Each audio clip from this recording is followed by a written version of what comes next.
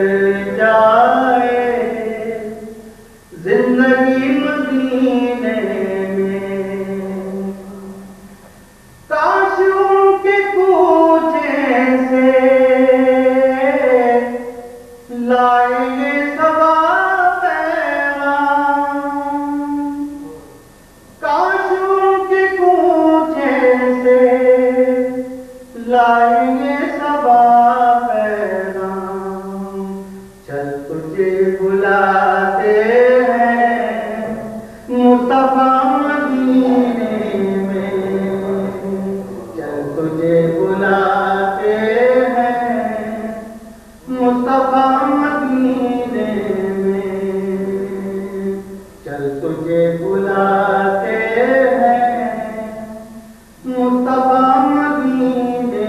میں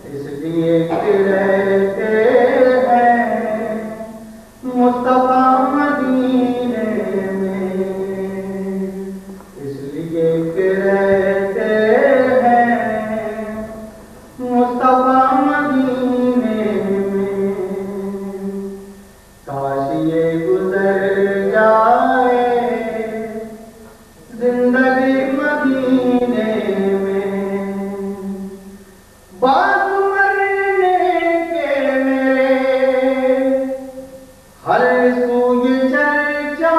تھا بات مرنے کے میرے، ہر سوی چرچا تھا آدمی اچھا تھا مر گیا مدینے میں، آدمی اچھا تھا مر گیا مدینے میں، بس یہی تمنا ہے بے نوا کے سینے میں، کاش یہ گزر جائے زندگی مدینے میں، کاش یہ گزر جائے زندگی مدینے میں۔ اللہ علیک یا رسول اللہ وسلم علیک یا حبیب اللہ صلی اللہ علیہ یا رسول اللہ وسلم علیک یا حبیب اللہ۔ یہ تمنا قبول ہو جائے، یہ تمنا قبول ہو جائے، یہ تمنا قبول ہو جائے، یہ تمنا قبول ہو جائے، دل مقام رسول ہو جائے، دل مقام رسول ہو جائے، دل ہو پائے حضور پر قربان، دل ہو پائے حضور پر قربان، جاں فدائے رسول ہو جائے، جاں فدائے رسول ہو جائے، مجھ میں ہمت نہیں ہے مدحت کی، مجھ میں ہمت نہیں ہے مدحت کی، بخش دیجئے جو بھول ہو جائے، بخش دیجئے جو بھول ہو جائے، یہ تمنا قبول ہو جائے، قلب تاریک ہے عطا دیا، قلب تاریک ہے عطا دیا، زشت کانٹا ہے پھول ہو جائے، زشت کانٹا ہے پھول ہو جائے، یہ تمنا قبول ہو جائے، دل مقام رسول ہو جائے اور نعت لکھ کر یہ سوچتا حضور، نعت لکھ کر یہ سوچتا حضور، لکھ تو لی ہے قبول ہو جائے، لکھ تو لی ہے قبول ہو جائے، لکھ تو لی ہے قبول ہو جائے، وہیں جا کر پڑھوں جو نعت نواز، وہیں جا کر پڑھوں جو نعت نواز، پھر تو محنت وصول ہو جائے، پھر تو محنت وصول ہو جائے، پھر تو محنت وصول ہو جائے، یہ تمنا قبول ہو جائے، دل مقام رسول۔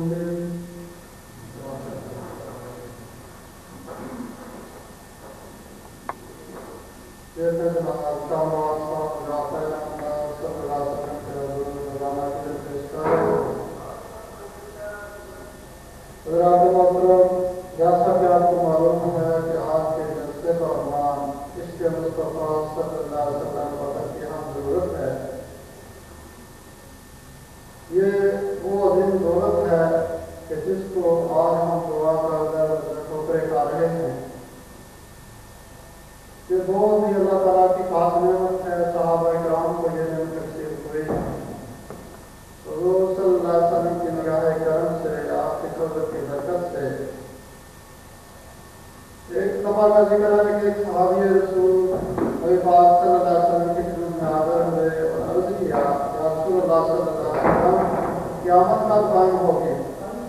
تو آپ نے ارشاد فرمایا، آپ قیامت کے بارے میں پوچھ رہے ہیں، بتائیے آپ نے قیامت کے لیے کیا تیاری کی ہے؟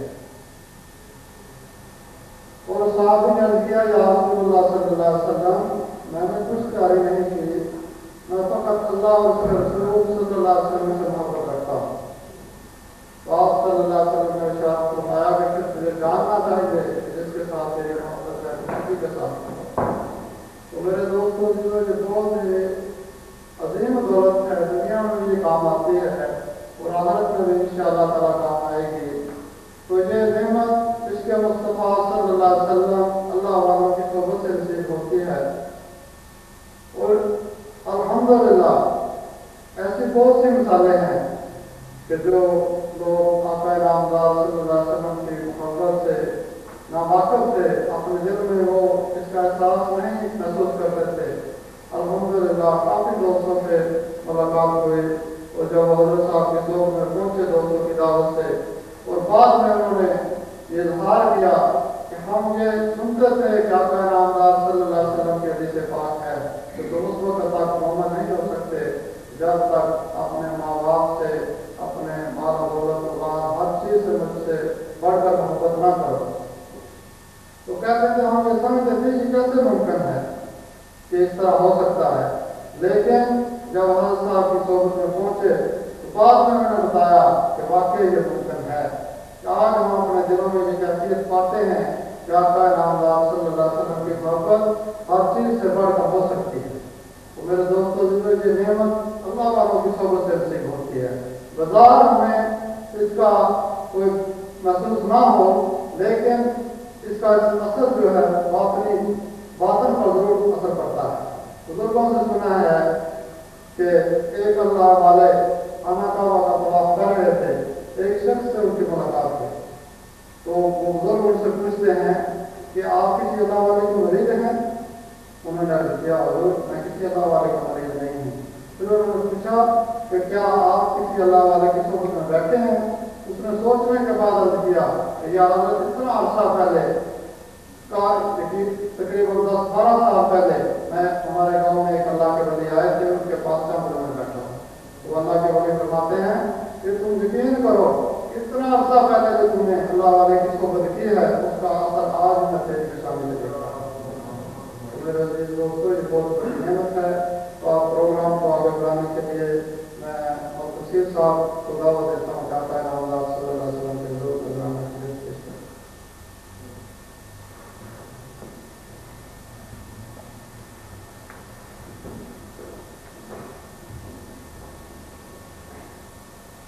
تیری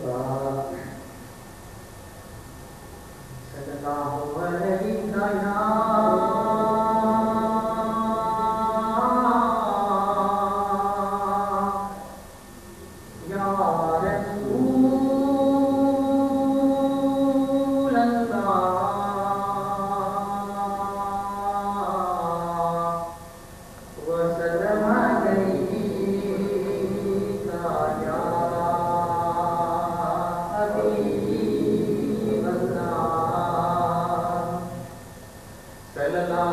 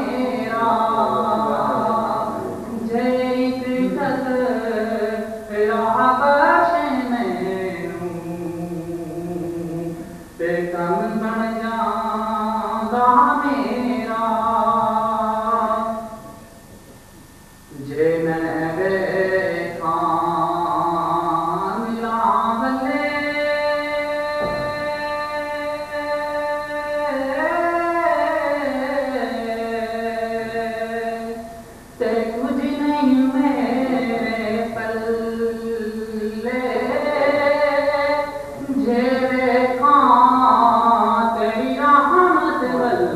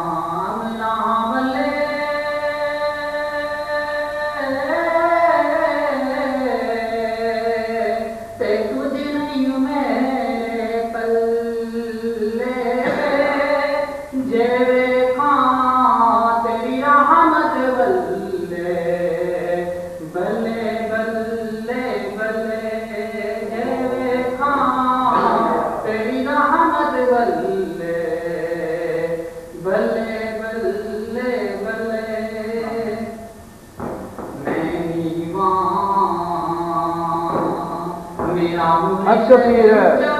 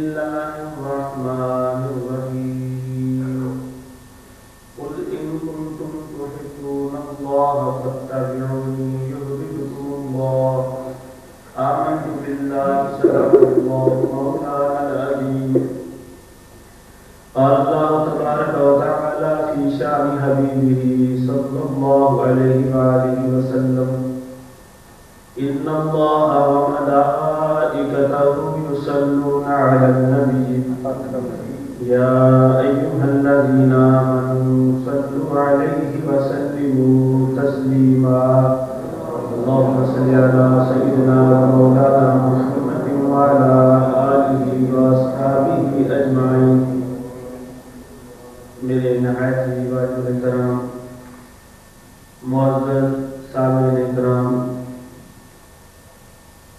اللہ تبارک و تعالیٰ کا کروڑہ بار احسان ہے کہ اس نے اپنے ایک مرد کامل کی صحبت سے ہمیں مستفید فرمایا،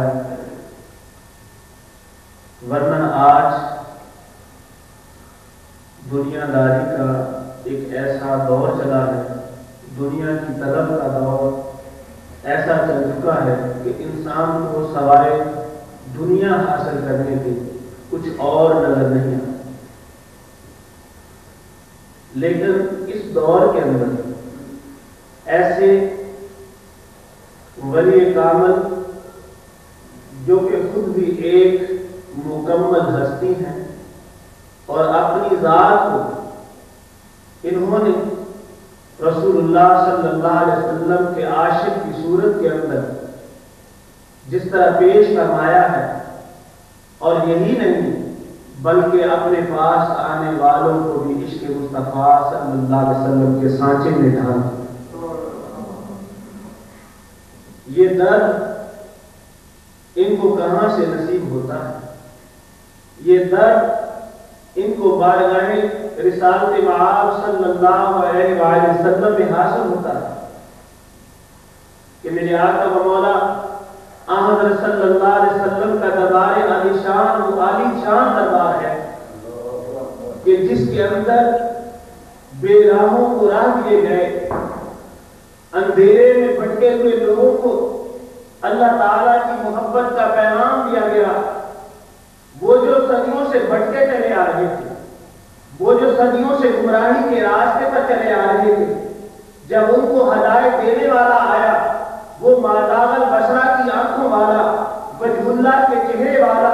علم نشرہ کے سینے والا، ارے ہاں ید اللہ کے ہاتھوں والا محبوب ان کے درمیان تشریف لایا، ان کو ہدایت کے راستے پر چلایا، تو وہ دنیا میں گمراہی کا شکار لوگ جو تھے رسول اللہ کے عشق میں دیوانے ہو،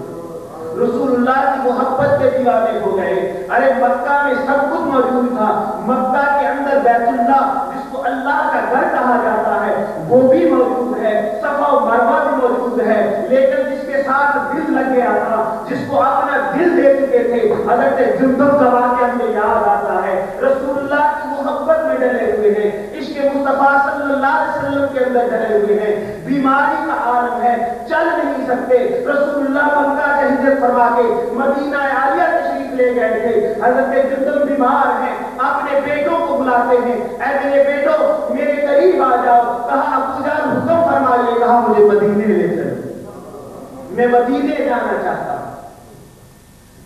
بیٹے عرض کرتے ہیں اے والد محترم آپ کو چلنے کی بھی شکت نہیں رکھتے، ارے آپ معلوم کرنا چاہیے کہ بیت اللہ اللہ کا گھر یہاں ہے، مقام ابراہیم یہاں ہے، صفا و مروہ یہاں ہے، لیکن وہ عاشق رسول جو عشق مصطفیٰ کے اندر تڑپتے تھے، جن کو دید مصطفیٰ حقیقت میں دید خدا نظر آتی تھی، وہ عشق مصطفیٰ میں چور تھے، رسول اللہ کی محبت میں چور تھے، وہ فرماتے تم ٹھیک کہتے ہو، بے شک بیت اللہ یہاں ہے، ارے بے شک حجر اسود یہاں ہے، مقام ابراہیم یہاں ہے، صفا و مروہ کی دوڑ وہاں ہے، لیکن تم کیا جانو اگر بیت اللہ یہاں ہے، اگر اللہ کا گھر یہاں ہے، اگر کعبہ یہاں ہے، لیکن کعبے کا کعبہ تو مدینے میں موجود ہے، کعبے کا کعبہ مدینے میں موجود ہے، میں وہیں جانا چاہتا ہوں، میرے بیٹوں مجھے لے چلو۔ اگر میری ٹانگوں نے جواب دے دیا میں گھٹنوں کے بل چلوں گا، میرے گھٹنوں نے جواب دے دیا میں کوہنیوں کے بل چلوں گا، اگر میری کوہنیوں نے جواب دے دیا میں اپنے جسم کو گھسیٹتا گھسیٹتا کوئے مصطفیٰ تک لے جانے کی کوشش کروں گا، اگر دیکھی جواب دے گئی میں اپنی آنکھوں کی پلکوں کے بل چلنے کی کوشش کروں گا، ہاں اگر یہ بھی جواب دے گئی مدینے کی طرف رک کر کے کہہ دوں گا یا رسول اللہ میں آپ کی محبت میں چلا تھا، آپ کی دید میں چلا تھا، اور آپ کی دید حاصل کرنے کے لیے میں اپنی موت کو اختیار کرتا ہوں۔ حضرات محترم یہ عشق مصطفیٰ صلی اللہ علیہ وسلم کی دولت ہے، اسی لیے اللہ نے فرمایا قل ان کنتم تحبون اللہ فاتبعونی یحببکم اللہ، اے محبوب آپ فرما دیجئے اگر تم اللہ کی محبت کا دعویٰ کرتے ہو، یہود و نصارہ کہتے تھے ہم اللہ سے محبت کرتے ہیں، ہم اللہ کے عاشق ہیں، اللہ کو چاہنے والے ہیں، اے میرے محبوب فرما دیجئے ان محبت کا دعویٰ کرنے والوں کو کہ اگر تم محبت کا دعویٰ کرتے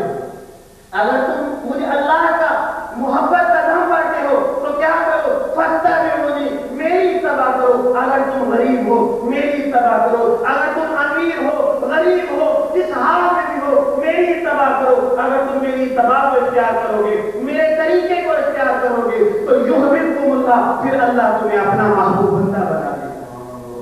تمہارا مقام فرشتوں سے افضل و اعلیٰ ہو جائے گا۔ یہ عشق مصطفیٰ کی دولت، یہ اطاعت کی دولت سیدنا بلال حبشی کو جب حاصل ہوتی ہے، حالانکہ رنگ کے کالے ہیں، موٹے موٹے ہونٹ ہیں، ارے لوگ بازار ان کو بدصورت جانتے ہیں، مالک نے کتنی ان پر تشدد کیے، کتنے ظلم بھی کیے، لیکن وہ عشق مصطفیٰ کے دیوانے تھے۔ وہ کہتے تھے جان تو جا سکتی ہے لیکن بلال کے دل سے عشق مصطفیٰ کی دولت نہیں جاتی۔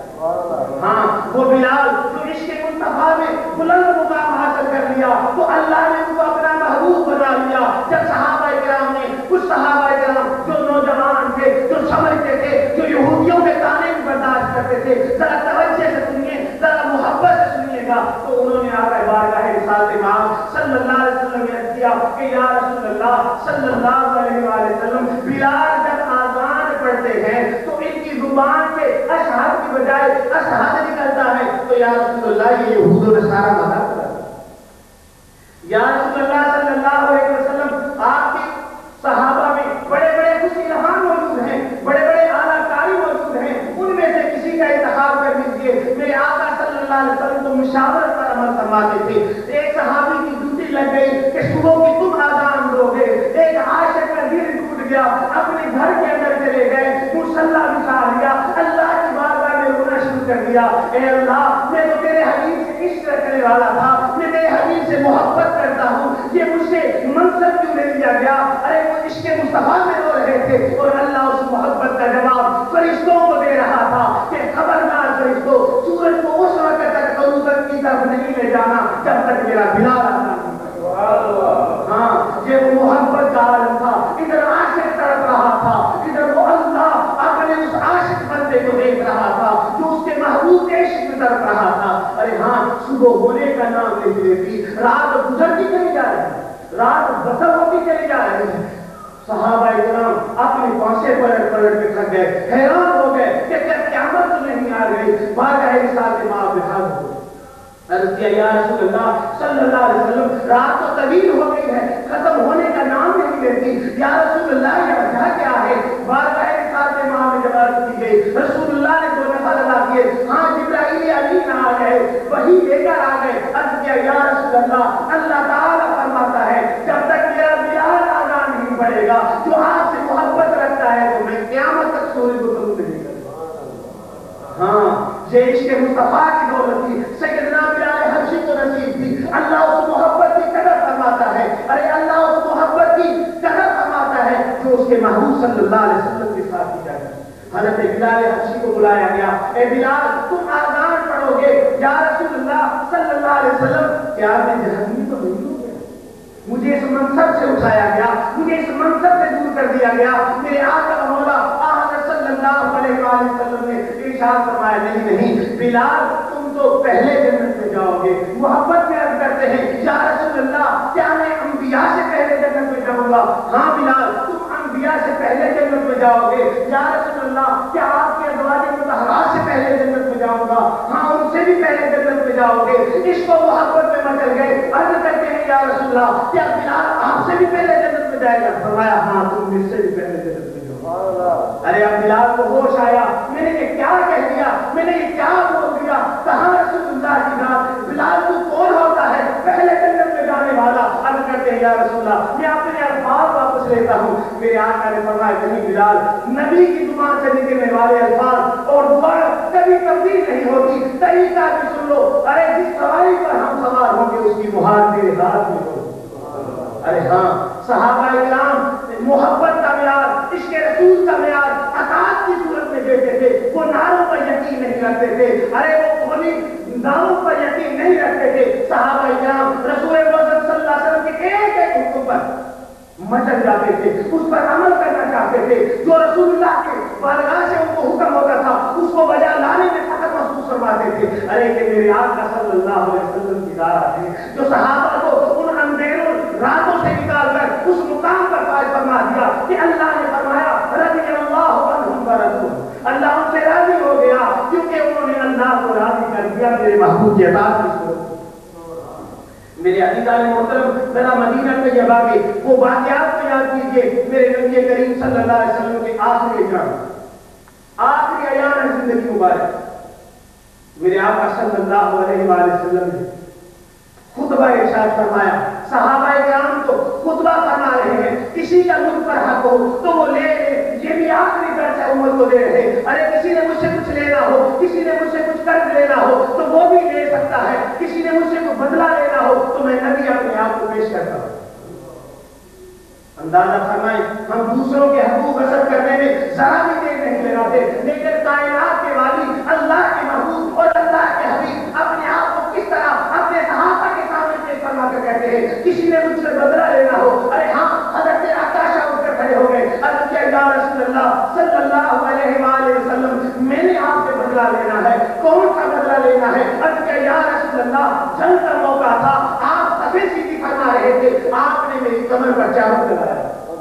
آج اس چابک کا بدلہ لینا چاہتا ہوں۔ صحابہ سن کر گم ہو جاتے ہیں، حیرت زدہ رہ جاتے ہیں، ارے یہ اس نے کیا کہہ دیا؟ رسول اللہ تو خود بیماری کے عالم میں ہے، یہ اس عالم میں بدلہ لے گا؟ کہا کہ نہیں، میں ضرور بدلہ لوں گا۔ میرے آقا نے فرمایا ٹھیک ہے، آؤ آگے بدلہ لیا جائے۔ عرض کیا یا رسول اللہ، وہ پرانا چابک لایا جائے، اسی سے بدلہ لوں گا۔ وہ چابک لایا گیا، ہاتھ میں چابک ہے، صحابہ کی سسکیاں بن گئی کہ یہ کیا عالم ہے، کوئی حیرت سے تک رہے ہیں، ارے ان کے ہاتھ میں چابک ہے، ہاتھ بھی کانپ رہا ہے۔ عرض کرتے یا رسول اللہ، جب آپ نے میرے چابک لگایا تھا، میری کمر تھی وہ ننگی تھی، میں چاہتا ہوں آپ بھی اپنی کمر مبارک کو ننگی کر دے، میں اب اس حالت میں آپ کو چابک لگاؤں گا۔ میرے آقا نے ذرا بھی کام نہیں فرمایا، اپنی کمیر مبارک کو اوپر اٹھا لیا، کہا عطاشہ آ جاؤ، اگر بدلہ لے لو۔ ارے ہاتھ کانپ گیا، چابک چھوٹ گیا، گھوڑ کر جاتے ہیں، مہر نبوت کو ڈھونڈتے ہیں، اپنے رسول اللہ کے بدلے عطا سے اپنے بدن کو اٹھاتے ہیں، عرض کرتے ہیں اور یا رسول اللہ، عطاشہ کی کیا حقیقت تھی؟ رسول اللہ سے بدلہ لیتا، میرے آقا سے بدلہ نہیں لینا چاہتا تھا۔ میں نے سنا ہے یا رسول اللہ، جس کا جسم آپ کے جسم میں اٹھا سے لگ گیا، اس پر جہنم کی آگ آرام ہو جائے گی۔ یا رسول اللہ، میں تو آپ کے جسم سے اپنے جسم کو لگانا چاہتا تھا، اس پر جہنم کی آگ آرام۔ میرے عزیزان محترم، یہ وہ صحابہ کا عشق و محبت تھا جو رسول اللہ کی محبت میں تڑپنے والے تھے۔ میرے آقا صلی اللہ علیہ وسلم کو آپ یہ جانے غش پہ غش آ رہا تھا، صحابہ کو حکم فرما دیا کہ تم نماز پڑھو۔ پھر جب ہوش میں آئے، کچھ افاقہ محسوس فرمایا تو دیکھنا چاہتے تھے جن غلاموں کی تربیت کی ہے، جن کے دل میں عشق مصطفیٰ کی دولت ہے، جو رسول اللہ کی محبت میں ڈر چکے ہیں، جو اللہ کی محبت میں ڈر چکے ہیں، جو عذاب کی صورت میں ڈر چکے ہیں، ان کو دیکھنا چاہتے تھے۔ یہ رسول اللہ کو آج نہیں دیکھنا تھا۔ اپنے حجرہ مقدس کا پردہ اٹھایا، دیکھا صحابہ کرام جو تھے وہ نماز پڑھ رہے تھے، لیکن نماز کی حالت میں بھی ان کے دلوں کے رخ رسول کے معاذ کی بارگاہ کی طرف تھے۔ ادھر حجرہ مقدس سے کپڑا ہوتا ہے، صحابہ نماز کے عالم میں بھی ارے رکے اپنا مصطفیٰ کے چہرے کی طرف کر دیتے ہیں، دیکھ رہے ہیں، زیارت سے مستفید ہو رہے ہیں۔ میرے آقا نے غلاموں کو دیکھا تو تبسم فرمایا، اس تبسم کی روشنی سے پوری مسجد نبی میں اجالا ہو گیا۔ صحابہ فرماتے ہیں کہ ایسی روشنی اور ایسا نورانی منظر ہم نے پہلے کبھی نہیں دیکھا۔ حضرات محترم، صحابہ کرام کے محبت کا معیار اطاعت مصطفیٰ کی صورت میں تھا۔ میں ذرا تھوڑا لمبا چلا گیا، میں عرض کرتا چلا جاؤں میرے دوستوں، یہ اطاعت اور یہ محبت کا درس ہمیں کہاں سے حاصل ہوگا؟ ہم تو دنیا کی محبت میں الجھ گئے، ہم تو دنیا کو اپنا جینا اور مرنا، اوڑھنا اور بچھونا بنا چکے ہیں۔ یہ عشق مصطفیٰ کی دولت ہمیں کن کے در سے ملے گی؟ یہ اولیاء اللہ ہے جن کے در سے یہ عشق مصطفیٰ کی دولت ملتی ہے، یہ مدینے سے منگاتے ہیں اور ہم جیسے گناہگاروں کو بلاتے ہیں۔ طیبہ سے منگائی جاتی ہے، سینوں میں چھپائی جاتی ہے، توحید کی میں پیالوں سے نہیں نظروں سے پلائی جاتی ہے۔ یہ جب نظروں سے پلاتے ہیں، کیا یہ کوئی ایسی ہی بات ہے کہ بغیر کسی کو کچھ ایسے ہی دے دیتے ہیں؟ نہیں نہیں، یہ رسول اللہ کا ہر ایک عمل اور ہر ایک سنت جس پر خود عمل کرتے ہیں، اپنے غلاموں کو بھی وہی عطا فرماتے ہیں، اطاعت کی صورت میں عطا فرماتے ہیں۔ میرے شہر جو آپ کے سامنے تشریف فرما ہے، میرے عزیز دوستو، کچھ نئے دوست آئے ہوں گے، میں ان کے مشن کو بتانا چاہتا ہوں۔ ان کا مشن عشق مصطفیٰ کی دولت بانٹنا ہے، ان کا مشن اللہ کی محبت کو بانٹنا ہے، ان کا مشن جو ہے وہ رسول کریم صلی اللہ علیہ وسلم کے امتی جو فرقوں میں بٹ چکے ہیں ان کو ایک ایک بات پر جمع کر کے ان کے سینوں میں عشق مصطفیٰ پیدا کرنا میرے مرشد کا مشن ہے۔ حضرات محترم اس مشن میں میرے شہر کو اتنی کامیابی اللہ نے نصیب فرمائی، ان کو ایسی نظر کرم عطا فرما دی کہ ان کی نظر کرم سے ایک نہیں لاکھوں عاشق رسول پیدا ہو چکے ہیں جو اذان کی صورت میں محبت کا ثبوت پیش کرتے ہیں، جو پہلے داعیہ مناتے تھے رسول اللہ کی پیاری سنت ہے اس کو ترک کیے ہوئے تھے، آج ان کے چہروں پر باغ مصطفیٰ مہک رہا ہے، ان کے سروں پر تاج مصطفیٰ نورانی انداز میں چمک رہا ہوتا ہے۔ کیا یوکے کے رہنے والے، کیا جنوب کے رہنے والے، کیا امریکہ کے رہنے والے، کیا پاکستان کے رہنے والے، جن جن کے قلم پر میرے شہر کی نظر ہو گئی، الحمدللہ وہ آج کے رسول اور سچے نمازی اور تہجد گزار میرے شہر کی نظر کرم سے الحمدللہ میرے دوستو ایسی 3 پیاری نورانی بستیاں سندھ کے اندر موجود ہیں جہاں پر کوئی بھی شخص بے نمازی نہیں، مرد و عورت 5 وقت کے نمازی اور تہجد گزار ہیں۔ ان کی صحبت میں آنے والے ڈاکو، چور، راہب، یہ میں ایسے بات نہیں کہہ رہا، ذرا انہی میں سے جو یہاں بیٹھے ہیں ایک ایک فقیر کو اٹھا کر پوچھئے کہ پہلے تیری زندگی کیا تھی، وہ تمہیں بتائے گا میں کس طرح دنیا دار تھا، میں کس طرح دنیا کی محبت میں مستغرق تھا، لیکن جب ان کے دامن کرم سے وابستہ ہو گیا، ان کے دامن رحمت سے اور ان کو اپنا دل دے دیا جو بارگاہ وصال سے معاملے میں جاتے ہیں، یا رسول اللہ یہ دل ہمیں دے دیا گیا ہے، میرے آقا مسکرا کر فرماتے ہوں گے کہ سجن سائیں اگر اس نے تمہیں دل دے دیا ہے تو پھر سمجھ لو کہ اس کو ہم نے قبول کر لیا۔ یہی تو ان کا کام ہوتا ہے میرے دوستو۔ مولانا روح رحمۃ اللہ علیہ فرماتے ہیں کہ اگر تم اپنی ذاتی عبادت کرتے ہو تو تمہاری مثال ایک چاند کی طرح ہے، لیکن اگر تم کسی اللہ والے کی غلامی میں آتے ہو تو تمہاری مثال سورج کی طرح ہے۔ چاند کسی کی روشنی کی وجہ سے چمکتا ہے، لیکن جب سورج بن جاتا ہے تو اس کی وجہ سے کئی چاند چمکنا شروع ہو جاتا ہے۔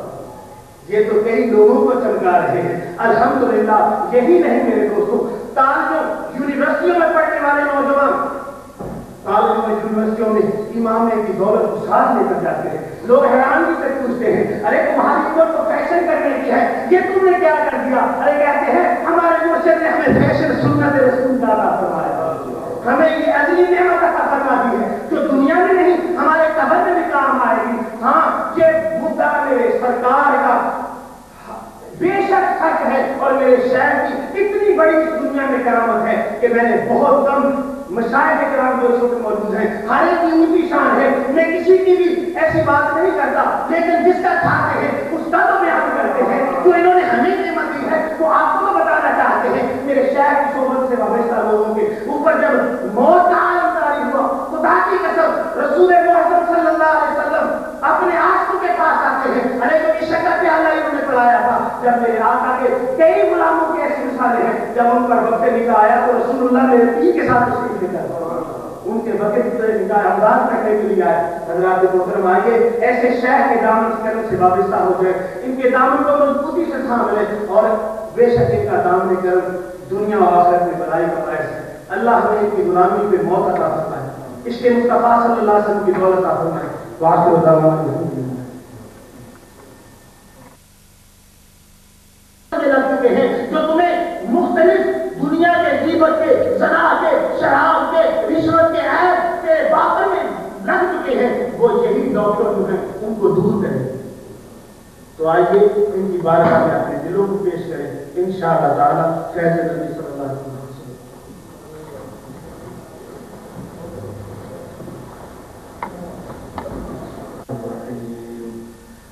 ومن الناس من يشري نفسه ابتغاء مرضات الله والله رؤوف بالعباد. آمنت بالله صدق الله مولانا العظيم. وقال الله تبارك وتعالى في شأن حبيبه بسم الله الرحمن الرحيم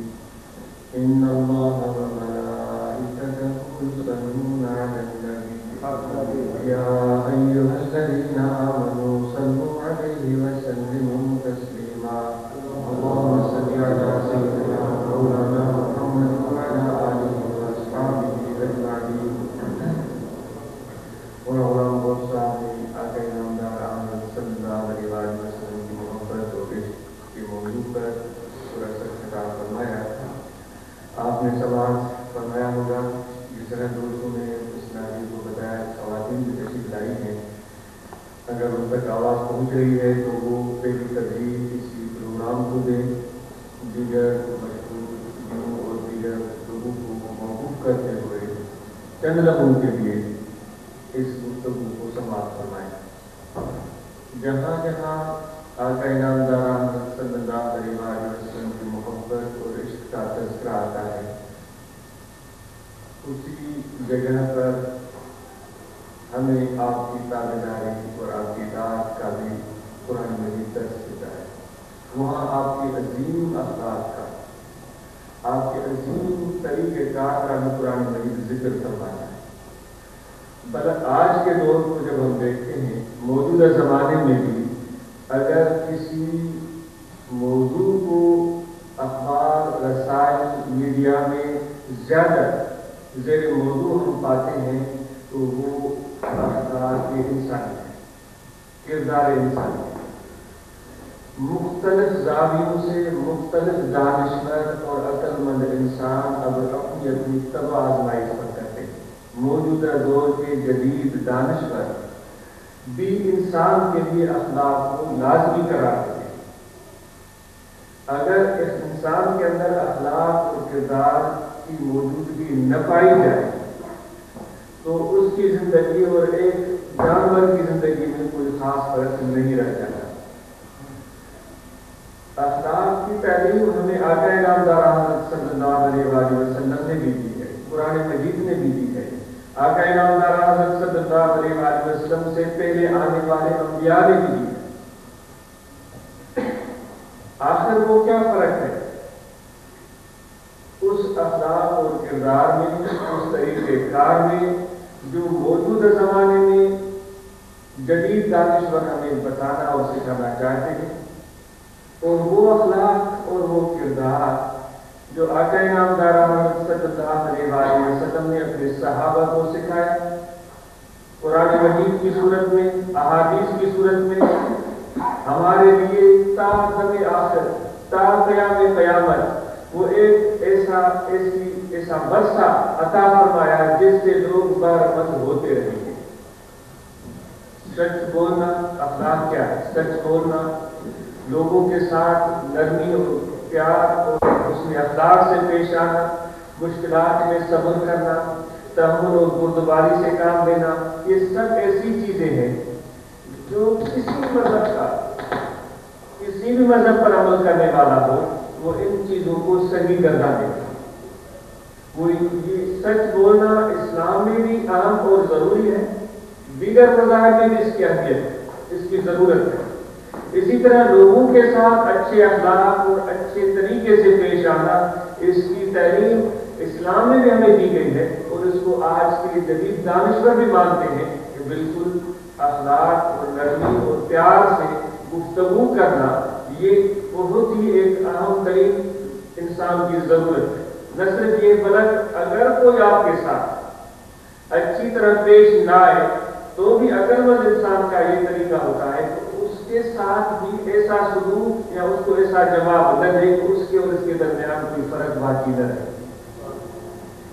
اسلام بھی یہ کہتا ہے، موجودہ دور کے دانشور بھی یہ کہتے ہیں۔ فرق میں لمبی گفتگو نہیں کروں گا، فرق اس جگہ پر یوں آتا ہے کہ آج کے جدید دانشور اس بات میں ابھی تک سرگردان ہیں اور غور و فکر میں مشغول ہیں کہ اخلاق اگر آدمی اچھا اختیار کرے تو کیوں کر کیا، اس کو فائدہ کیا ملے۔ اب یہاں پر اگر کوئی تاجر ہے، کوئی تجارت اور دکانداری کرتا ہے تو اس کا زاویہ یہ ہوگا کہ اگر میں دکان پر بیٹھ کر اپنے خریداروں کے ساتھ اچھی گفتگو کروں، نرم کلام کروں، محبت سے پیش آؤں تو یہ خریدار کا دوبارہ میرے پاس آئے گا، میری بکری زیادہ ہو جائے گی۔ تو اب اس کے سامنے اچھے اخلاق کا مفہوم یہ ہوا کہ میں دولت حاصل کروں۔ اسی طرح اگر کوئی سیاسی لیڈر ہے، وہ اس کے بے شمار ووٹر ہوتے ہیں، اس کا بڑا حلقہ ہوتا ہے جس میں ہزاروں لوگ ہوتے ہیں، تو وہ بھی لوگوں کے ساتھ ملنا جلنا چاہتا ہے،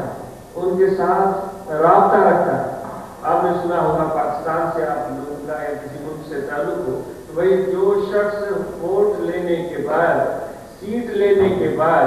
وہ کبھی لوٹ کر اپنے ووٹرز کے پاس نہیں گیا تو لوگ کہتے ہیں بھائی اس کو ہم آئندہ ووٹ کیوں دیں، وہ تو ہمارے پاس آیا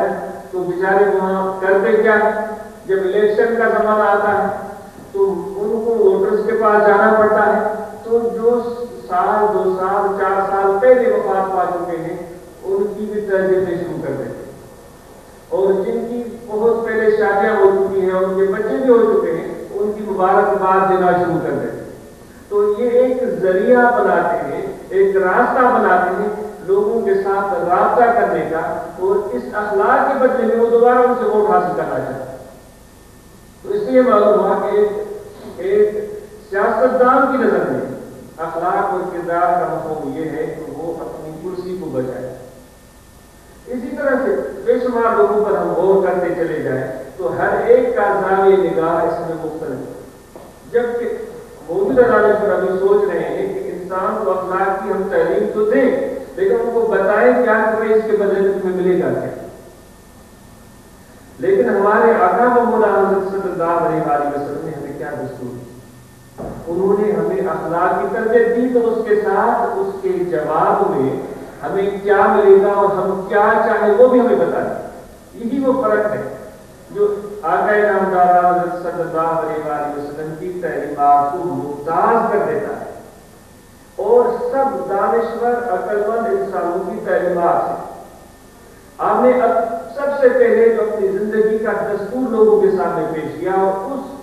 اسی دستور کو سب امت کے لیے لازمی قرار دے دیا، وہ یہ ہے آپ نے سنا قل ان صلاتی و نسکی و محیای و مماتی للہ رب العالمین۔ اے میرے حبیب، یہ لوگ آپ سے پوچھتے ہیں اتنی مشقتیں اٹھانے کا کیا فائدہ؟ مکے میں آپ نے تبلیغ شروع کی، سب مخالف ہو، جان کی ضربیں ہو، یہاں تک کہ آپ کو خانہ کعبہ میں آنے کی اجازت نہیں، آپ کے لیے وہاں نماز ادا کرنے کی اجازت نہیں، یہاں تک ان سے بائیکاٹ کر دیا، سماجی بائیکاٹ کر دیا۔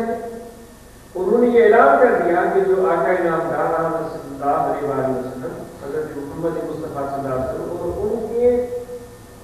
اور ان کے پیچھے چلنے والوں کے ساتھ دعا سلام بھی کرے گا تو اس کے ساتھ بھی ہمارا تعلق منقطع ہوگا، اس کے ساتھ رشتے داری، بھائی بندی، کھانا پینا، ملنا جلنا، گفتگو کرنا سب ختم۔ تو پورا قریش کے سرداروں نے ایسا وہاں بائیکاٹ منظم کیا کہ سال ہر سال تک آقا نامدار صلی اللہ علیہ وسلم کے ساتھ اور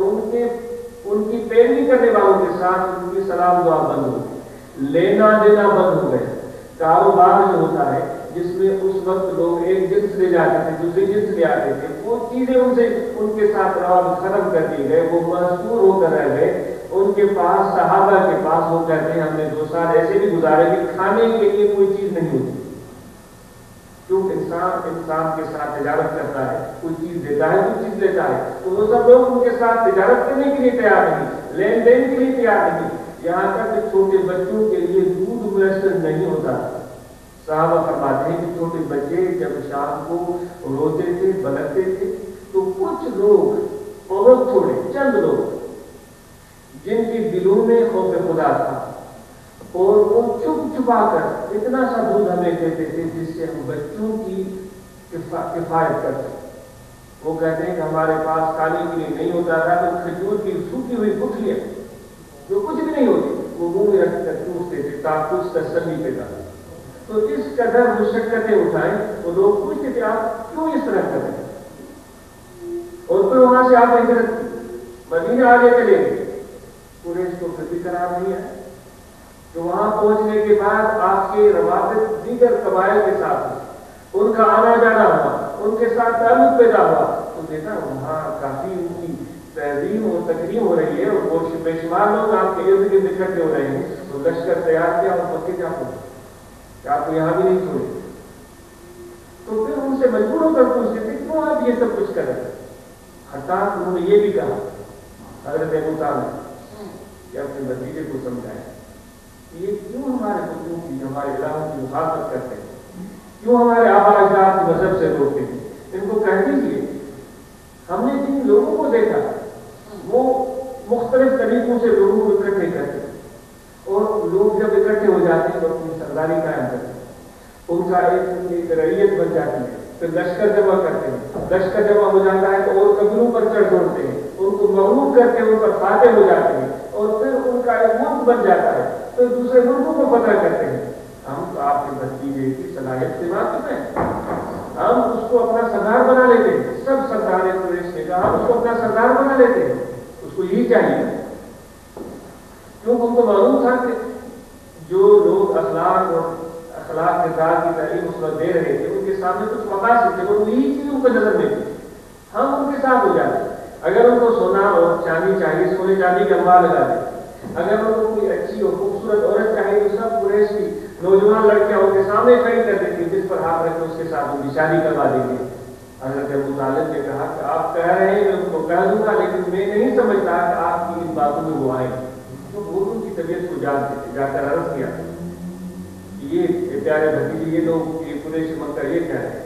آپ مسکرائے اور فرمایا کہ ابو طالب نے اپنے چچا کو کہا انہوں نے جو کچھ مجھے آفر کیا ہے وہ بہت ہی چھوڑا ہے، میں تو اس سے بڑی چیز کا طالب ہوں، ان سے کہہ دیجیے کہ وہ چیز جو آپ کے بس میں نہیں ہے، سورج اور چاند، وہ بھی اگر ایک ہاتھ میں چاند رکھ کے لا کر آسمان سے، دوسرے ہاتھ میں سورج رکھ کے آسمان سے لا کر، اور پھر مجھے کہیں کہ اس پیغام سے اس تعلیم سے رک جائے تو پھر میں رکنے والا نہیں ہوں۔ تو پھر آپ نے اپنا مجموع بیان کیا کہ میری زندگی کا مقصد کیا ہے، میری نماز پڑھنا، مروزو کی میری قربانی کرنا، میری زندگی محیائے اور مماتی میرا موت کہ اللہ کی، اور صحابہ کو بھی سکھایا کہ جو بھی تم کام کرو، جو بھی تم عبادت کرو، جو بھی تم لوگوں کے ساتھ اچھا سلوک کرو، صبر کرو یا جس قسم کی بھی نیکی کرو، اس کے بدلے میں تم اللہ تبارک و تعالیٰ کی رضا چاہو، اس کی خوشنودی چاہو، اس کا قرب چاہو، یہی وہ چیز ہے جس کو سکھانے کے لیے میں آپ کو دعوت دیتا ہوں، آپ کو اپنے ساتھ۔ اب ایک مسلمان بھی کسی کے ساتھ مسکرا کر ملتا ہے، کوئی ایک عام آدمی بھی جو کسی اور مذہب سے تعلق رکھتا ہے وہ مسکرا کر ملتا ہے، ان دونوں کے مسکرانے میں فرق ہے۔ اس کا مسکرانا اس لیے ہے کہ اس کے ساتھ جو اپنا رشتہ پاتا ہے، میں بھی اللہ کا بندہ ہوں، یہ بھی اللہ کا بندہ ہے، میں اس کے ساتھ مسکرا کر ملتا ہوں، جو ہم دونوں کو پیدا کرنے والا ہے وہ خوش ہو جائے۔ اور دوسرا آدمی جو اس کے ساتھ مسکرا کر مل رہا ہے وہ نہیں جانتا کہ یہ کیوں اس کے ساتھ مسکرا کر مل رہا ہے، یا کوئی اس کے اور مقاصد ہو سکتے ہیں، سیاسی مقاصد ہو سکتے ہیں، یا کوئی سماجی مقاصد ہو سکتے ہیں، یا کوئی بھی چیز ہو سکتی ہے، لیکن مسلمان کے سامنے بات بالکل واضح اور کلیئر ہے۔ وہ اپنے پڑوسی کو کھانا دیتا ہے، جب وہ اپنے لیے کھانا تیار کرتا ہے اپنے پڑوسی کو بھی کھانا دیتا ہے، وہ کیوں کھانا دیتا ہے؟ دینا چاہیے، ہم دیتے یا نہیں دیتے؟ حضور نبی کریم صلی اللہ علیہ وسلم نے بھی فرمایا جب تم سالن تیار کرو تو اس میں پانی زیادہ ڈال دو، وہ شادہ ہو جائے تو اس سالن میں اپنے پڑوسی کو بھی دے جاتا، وہ بھی دیتے اور لوگ بھی دیتے، لیکن مسلمان کو دیتا ہے، وہ اس لیے دیتا ہے کہ اللہ تبارک و تعالیٰ نے مجھ پر میرے پڑوسی کا بھی حق رکھا ہے، تو میں اس کو دے دوں گا، اللہ مجھ پر راضی ہو۔ جو میری آیت کریمہ تلاوت کی اس میں بھی اللہ تبارک و تعالیٰ نے اپنے ان بندوں کی تعریف بیان فرمائی، وَمَن يَشْرِ وَمِنَ النَّاسِ مَن يَشْرِ نَفْسَهُ، کچھ لوگوں میں سے ایسے ہیں جو اپنی جان کو بیچتے ہیں، ابتغاء مرضات اللہ، اللہ تعالیٰ کی رضا کو طلب کرنے کے لیے، جان بیچنا کوئی آسان بات نہیں۔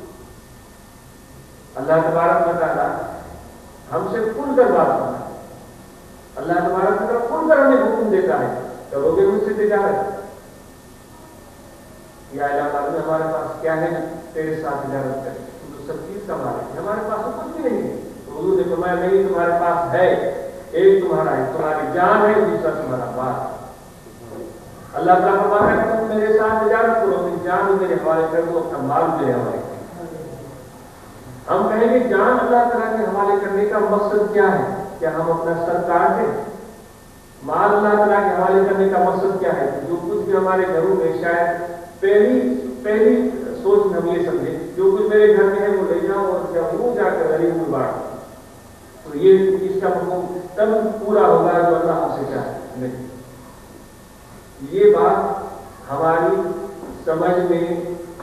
اگر آ رہی ہے تو درست نہیں ہے۔ اللہ تبارک و تعالیٰ جو ہم سے تجارت کرتا ہے وہ اس لیے کرتا ہے کہ جان میرے حوالے کر دو، یعنی کہ تم جو سانس لو، तुम जो उठो बैठो लोगों से मिलो या उनसे जुदा हो जाओ, इसका मकसद सिर्फ ये हो अल्लाह का। चाहे तुम तिजारत के लिए मिल रहे हो, चाहे तुम उनसे रिश्तेदारी जोड़ने के लिए मिल रहे हो, चाहे उनके साथ कदम कुर्सी के लिए मिल रहे हो, किसी भी लम्हे मिल रहे हो, तुम्हारे नजरों के सामने बात बस होना चाहिए कि मेरी जान अल्लाह को अल्लाह से तिजारत कर चुका हूँ, मेरी जान अल्लाह के हवाले कर चुका हूँ, ये काम मैं अल्लाह के साथ नहीं कर। चाहे तुम अपने बेटे से प्यार कर रहे हो, चाहे अपनी बीवी के साथ तुम बैठकर गुफ्तगू कर रहे हो, चाहे अपने रिश्तेदारों के साथ तुम खाना खा रहे हो, तो तुम्हारे सामने मकसद वाजिब ये इसका मतलब हुआ कि ये जान अपनी अल्लाह के हवाले कर। और फिर दूसरी तरफ माल है, तो यही हमारी जिंदगी के अहम तरीन चीजें होंगी। दूसरा हमारा माल है, मेरे पास पैसे हैं, दौलत है, आपके पास पैसे और दौलत है, तो ये अल्लाह के साथ जान कैसे हो? हम और आप भी खर्च करते हैं अपने बच्चों पर, अपने घर वालों पर, अपने रिश्तेदारों पर, और दूसरी तरफ वो लोग भी हैं जिनका तज़किरा इस आयत में अल्लाह ताला ने फरमाया, वमिन अन्नास मन यशरी नफ्सहु इब्तिगा मर्दातिल्लाह। कुछ लोग ऐसे जो अपनी जान को बेच देते हैं अल्लाह ताला की रज़ा को हासिल करने के लिए, वो लोग भी होते। उनकी और हमारे खर्च करने में क्या फर्क है? हम अपने बेटे पर खर्च करते हैं इसलिए कि मैं भी चौधरी, मेरा बेटा भी चौधरी, मैं भी फलां कबीले का, मेरा बेटा भी मेरा खून है, मैं इसको पैसे देता हूँ अच्छे कपड़े पहने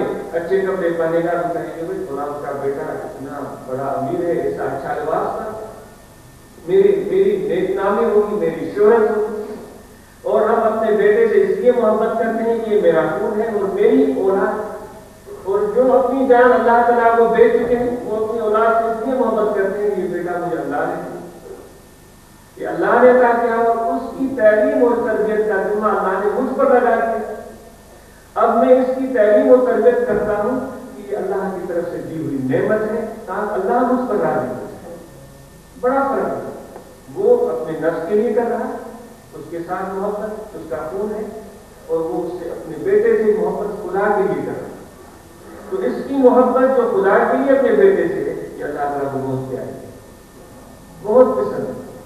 दोनों प्यार कर रहे हैं, बगैर कोई फर्क नजर नहीं आ रहा है, लेकिन याद रखें जो अपनी औलाद से इस अंदाज से मोहब्बत करता है कि अल्लाह की दी हुई नेमत है, और अल्लाह ताला को मैं राजी करने के लिए इसकी तहलीम और तरबियत करूँ, उसकी रजा चाहता हूँ, कल ये बेटा उसके लिए वलद साले बनकर उसके लिए एक नेक अमल की सूरत में, जब तक उसका बेटा उसके बाद भी जिंदा रहेगा, उसके लिए नेकी का और एक सदके जारिया की सूरत रहेगी।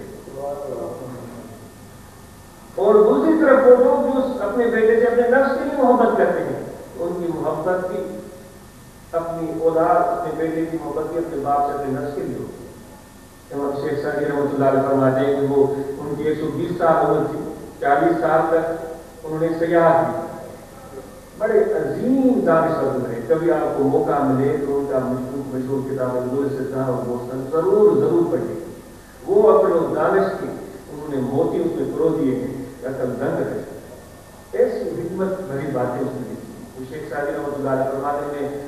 सयाहत करता हुआ कहीं दूर दराज इलाके में, शाम में या किसी बगदाद में पहुंचा। वो ईरान के रहने वाले थे, सादा दो आदमी थे, बड़ी सादा जिंदगी बसर करते थे। उनका एक मशहूर लतीफा भी है फकीरों के सुनने के काबिल। वो कहते हैं कि किसी बड़े अमीर सयाहत करते हुए किसी बड़े अमीर के वो मेहमान, तो वो अमीर उसने शादी का बड़ा नाम सुन रखा था, इतना दानिश्वर मेरे पास आया है और ईरान से चलकर आए, खूब आओ भगत करूँ, वापस जाकर मेरी तारीफें करेगा, कोई नजर भी मेरे बारे में लिख मारेगा, मेरा तो बोल बाला हो जाए। उन्होंने उनके लिए सुबह के एक दिन बड़ा पुरतकल्लुफ खाना तैयार, उन्होंने उसके लिए कौरमे, कबाब, पोला, बिरयानी, सब चीजें तैयार।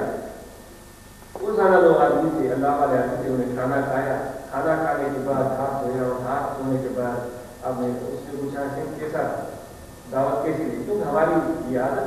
हम तो जो कुछ भी करते हैं मैंने पहले ही कर दिया, हम अपनी बुलंद शानी और नेकनामी के लिए करते हैं। अल्लाह के तरफ से कहा मैं अपनी बात कर रहा हूँ, आप तो अलहमदुलिल्लाह ने शादी ने कहा अच्छा,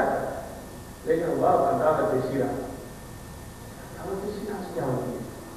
वो कुछ शीरा, उसने कहा अगले दिन और जोर लगा, اس نے اور زیادہ طور پر طرف کھانا کیا، 7 قسم کے کام، ہر چیزیں، میٹھی ڈشز اور خوراک اور جو کچھ مچھلی مرغی جو کچھ بھی ہو سکے، اب تو میں نے دنگے کر کھانا کھایا، کھانا کھانے کے بعد ہاتھ دھوئے، الحمدللہ کا دعوت شیراز، دعوت شیراز کوئی اور ہی چیز ہے، اس سے بھی زیادہ ہوتی، اس نے اور زیادہ چیزیں دن تک طلب کی، بہت زیادہ ہوتے ہیں جو کچھ بھی اس سے ہو سکتا، وہ صرف یہ سننا چاہتا تھا یہ کہے کہ اس کے کھانے پر بس ہے، کھانا کھایا اور سب سے واہ دعوت شیراز، اس نے کہا بھائی میں نے بس کیا، اب میں دعوت شیراز کھانے تمہارے پاس، شیخ ساجی کو کہا میں دعوت شیراز اڑانے کے لیے تمہارے پاس آؤں گا، اس نے کہا میری آنکھوں طرح یہ چلے گئے، وہ بڑے امیر کبیر تھے، وہ وہاں سے نکلے بھائی ساجی کی دعوت شیراز کھانی ہے، تو میں وہاں جا کر وہی مجھے جانا چاہیے، تو چل کر وہاں پہنچے،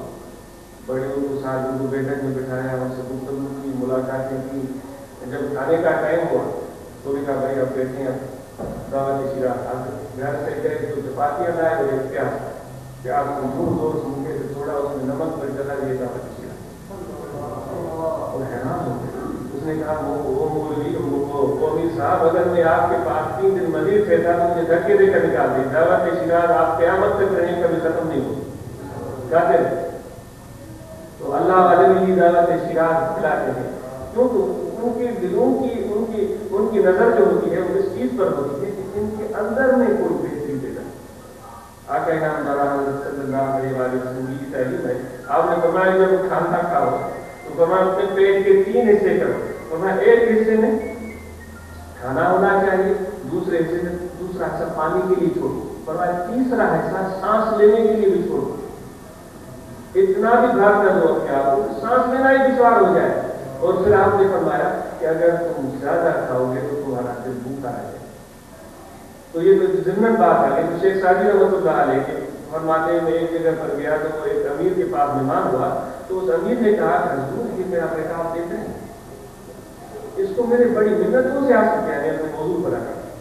تو میں کیا ہوا، اس نے کہا میری شادی ہو گئی 20 سال گزر گئے، مجھے بیٹا نہیں ہوتا تھا، کسی نے مجھے یہ عمل بتایا کہ سردیوں کی رات کو ٹھنڈے علاقے کا رہنے والا تھا، تو برف باری کے موسم میں ایک ٹانگ پر کھڑے ہو کر یہ عمل کرو، اور اتنی راتیں 40 راتیں تو شاید تمہاری دعا اللہ قبول کرے، میں نے 40 راتیں پہاڑ کے علاقے میں سرد برف باری کے موسم میں ایک ٹانگ پر کھڑے ہو کر دعائیں مانگی، تب اللہ نے مجھے بیٹا دیا۔ شاہی فرماتا ہے وہ تو بہت خوش ہو رہا تھا، بیٹا ساتھ بیٹھا ہوا اپنے دوستوں سے بات کر رہا تھا، سوچنے کی کیا بات ہے، میں نے جب ادھر تھوڑا کام لگایا تو اپنے دوستوں سے کہہ رہا تھا ابا بوڑھا ہو گیا، برتا بھی نہیں، اتنی دولت کہتا بھی اللہ کرے مر جائے تو میری ساری دولت مجھے ملی، شیخ ساجی رحمۃ اللہ علیہ فرماتے ہیں سوچنے لگا کیا فرق رہ گیا ہے، اتنی دعائیں بھی کی اور پھر بھی اس کے بچے کے اندر اپنے باپ سے محبت نہیں تھی، وہ اس کی دولت سے چاہ رکھتا تھا، وہ کہتے ہیں اس نے مانگا تو بڑے پیار سے تھا، لیکن اس سے محبت اپنے نفس کے لیے کی، اور اس کو جو کچھ دیا تھا اپنے نفس کے لیے، اس کی تعلیم و تربیت کا کوئی بندوبست نہیں کیا، گھر کا ماحول ٹھیک نہیں رکھا، اس کے دل میں اللہ کی محبت پیدا نہیں ہوئی، حضور کی طرف تابع دار ہوئے، عشق کی طرف اس کی رغبت نہیں ہوئی، تو یہ بات ہوگی۔ اولاد تو ہم بڑی منتوں سے مانگتے ہیں، بھائی اولاد پیدا کرنا بڑا آسان ہے، اس کو اس کی تعلیم و تربیت کتنی کٹھن ہوتی ہے، اس پر ہمارا توجہ ہی نہیں، ہم کہتے ہیں اسکول بھیج دیا، اب جو استاد سکھائیں گے ان کا کام ہے، جننا ہمارا کام ہے، پڑھانا استاد کرنا، تو واہ بھائی ایسے تو کبھی نہیں۔ آقا انعام صلی اللہ علیہ وسلم نے فرمایا ہے کہ اولاد پیدا کرو تو اس کی تربیت اور تعلیم بھی کرو، یہاں تک آپ نے فرمایا اگر کسی کو ایک بیٹی پیدا ہو جائے، بیٹیوں کی پیدائش اس وقت معیوب سمجھی جاتی تھی ہمارے معاشرے میں، اب تک آقا انعام صلی اللہ علیہ وسلم فرماتے ہیں کہ ایک بچی ہو، اس کے پیدا ہونے کے بعد اس کی اچھی تعلیم اچھی تربیت کرے، اس کو تعلیم بھی دے، اس کو تربیت بھی دے، اور پیار سے اس کو پال پوس کر جوان کرتے ہوئے کسی اچھے گھرانے میں اس کی شادی کرتے۔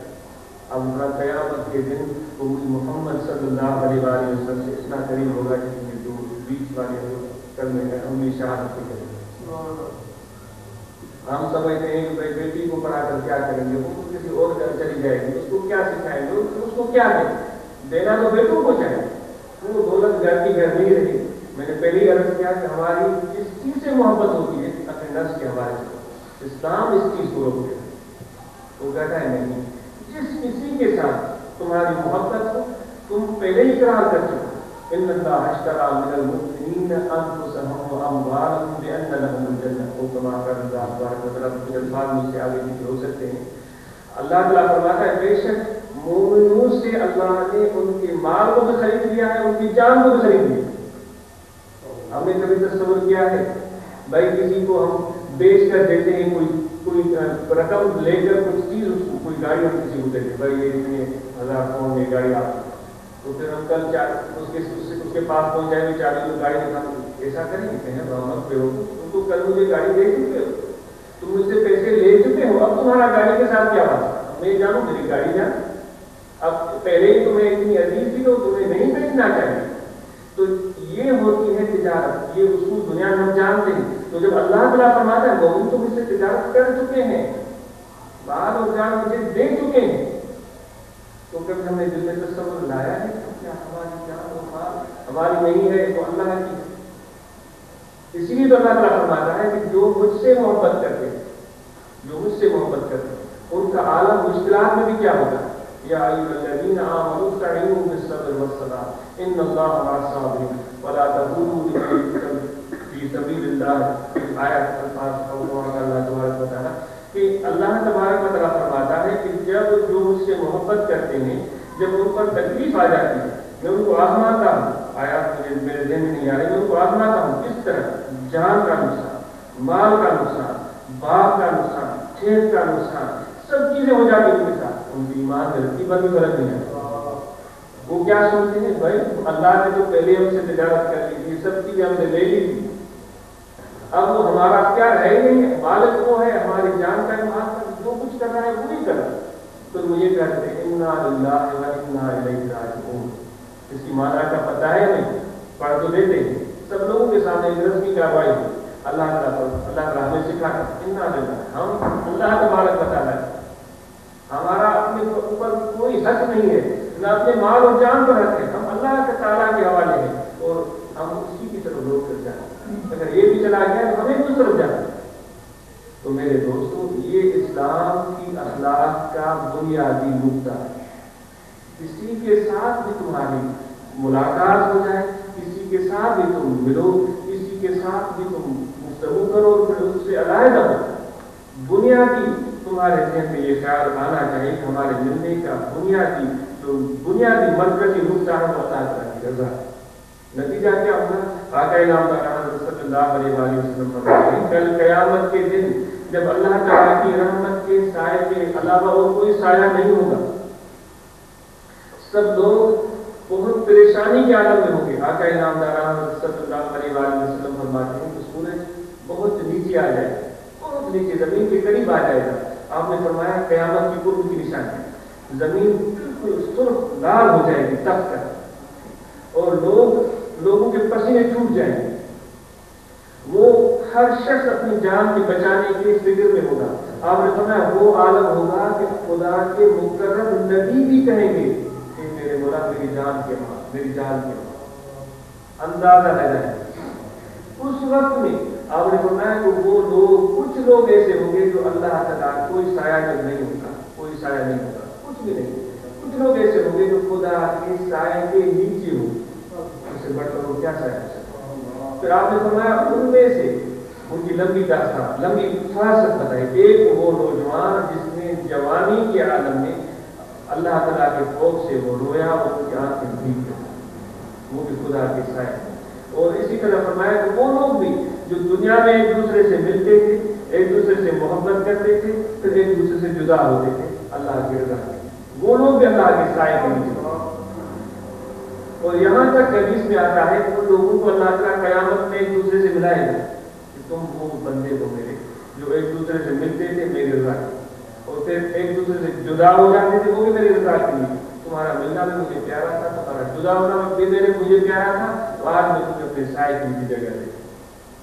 तो मैंने जो आयत करीमा तिलावत की उसमें अल्लाह तबारक व तआला हमें ये बताता है कुछ लोग वाकई दिल से ये तिजारत कर देते हैं, वल्लाह रऊफ़ुन बिल इबाद, अल्लाह ताला बंदों पर बहुत मेहरबान, बहुत ही रऊफ़, उन पर शफ़क़त फरमाने। तो आज हम भी अपने दिल में ये अज़म करें कि हमारी जान भी अल्लाह ताला की, हमारा माल भी अल्लाह तबारक, हमारे औलाद भी अल्लाह तबारक व तआला की, جب یہ بات ہم دل میں طے کر لیں گے کبھی بھی تمہیں غم کبھی تمہیں فکر دنیا میں ستائے گا ہی نہیں. ہمارے سن کے مشہور شاعر ہیں وہ فرماتے ہیں حضرت لطیف بجائے رحمۃ اللہ علیہ محبت جنگ من میں تلا ستائیں سکا توڑے نمر سے سب جماعت رکومت عاشق کے. فرماتے ہیں جن کی محبت اللہ کے ذات کے ساتھ ہے وہ اسباب کی دنیا کو دیکھتے ہی نہیں. ہم اسباب کو دیکھتے ہیں بھائی بادل آئیں گے تو بارش برسے یا اللہ بادل. ہم کہتے ہیں کہ زمین ہوگی تو دانا ملے گا یا اللہ زمین مل جائے. ہم کہتے ہیں کہ پیسے جیب میں ہوں گے تو ہم زندہ رہ سکیں گے جئیں گے یا اللہ دولت عطا. لیکن وہ شاہ صاحب فرماتا ہے ان کے دل میں محبت اللہ کی سچی آ جاتی ہے ان کی اسباب پر بادلوں پر زمینوں پر پیسوں پر نظریں نہیں. ان کی نظر بھی اللہ کے ذات پر. وہ کہتے ہیں شاہ صاحب کہ اگر پوری زندگی بارش کا ایک قطرہ بھی نہ آئے تو ان کو فکر نہیں ہوتی کیونکہ وہ جانتے ہیں کہ ہمیں اللہ نے پیدا کیا ہے اور وہ کہتا ہے کہ میں نے تمہاری زندگی کا ذمہ لے رکھا. تو میرے دوستوں کو محبت اللہ کی آ جائے تو سب فکروں سے آزاد ہو جائیں گے. آقا انعامدار صلی اللہ علیہ وآلہ وسلم کی خدمت میں صحابہ رہتے تھے جو اصحاب صفہ. ابھی بھی آپ جائیں گے مسجد نبوی میں تو وہ اصحاب صفہ کی وہ چوکی کی جگہ ابھی بھی علامت موجود ہے. وہاں پر بیٹھنے والے صاحب بڑے بڑے جلیل قدر صاحب وہ کہتے تھے کہ ہم ایسے عالم میں وہاں رہتے تھے کہ تن ڈھانپنے کے لیے پورا کپڑا نہیں ہوتا, کھانے کے لیے کوئی چیز نہیں ہوتی تھی. آقا انعامدار صلی اللہ علیہ وسلم تشریف لاتے تھے ہم سے ملنے کے لیے تو ہم اپنے جسم ننگے پیٹ کو چھپانے کے لیے ایک دوسرے کے پیچھے چھپتے تھے. لیکن ہمیں کوئی فکر نہیں ہوتا, ہمیں کوئی غم نہیں ہوتا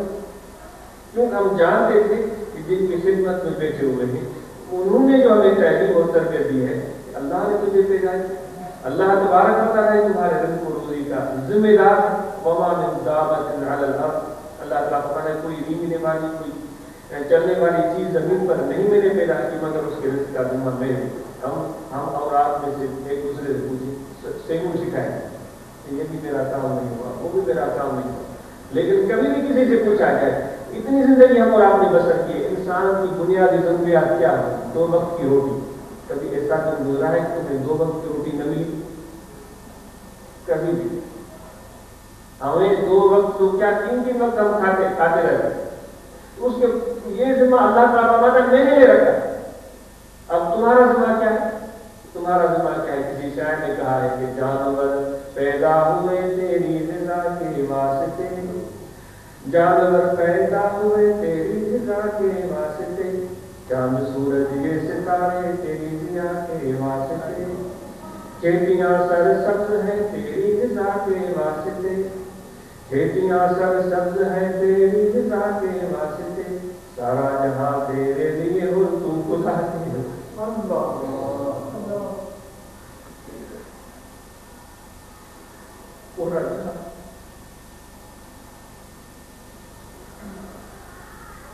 اللہ تعالیٰ کو معاف اللہ نہیں کرتے انسان جو بھی نہیں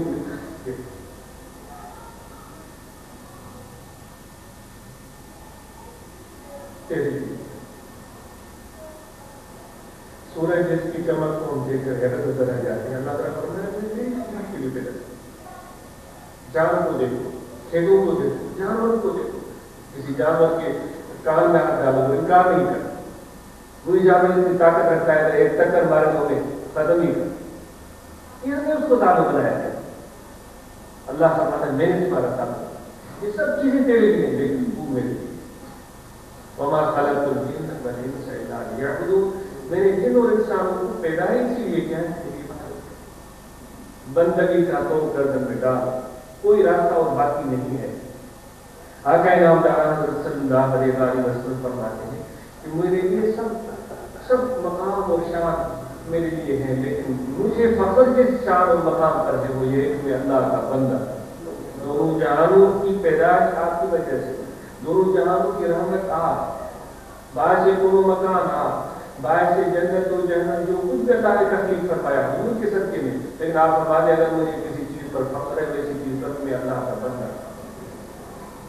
ہم نے بندگی کا احساس کبھی بھی نہیں کیا. نتیجہ یہ ہوا کہ اللہ کی بندگی سے گردن نکالی, نفس اور شیطان کی بندگی ہم آئی گئی. کبھی بھی نہیں رہ سکتے. یا خدا کی بندگی اختیار کرو یا نفس کی بندگی اختیار کرو. اگر اللہ کی بندگی سے وہ موڑ ہوگے تو نفس کی بندگی کا ٹوک تمہارے گردن میں ہوگا. حضرت غوث اعظم پیران پیر دستگیر شہباز لامکانی قطب ربانی شیخ عبد القادر جیلانی رضی اللہ تعالیٰ خود فرماتے ہیں دس کام کرتا تم اپنے آپ کو کہتے ہو کہ میں اللہ کا بندہ فرماتے نہیں ہو تو بندہ انما انت عبد نفس تم تو اپنے نفس کے بندے. اگر اللہ کے بندے ہوتے تو نفس تمہارے گردن پر سوار نہ ہوتا. ہے نفس ہمارے گردن پر سوار,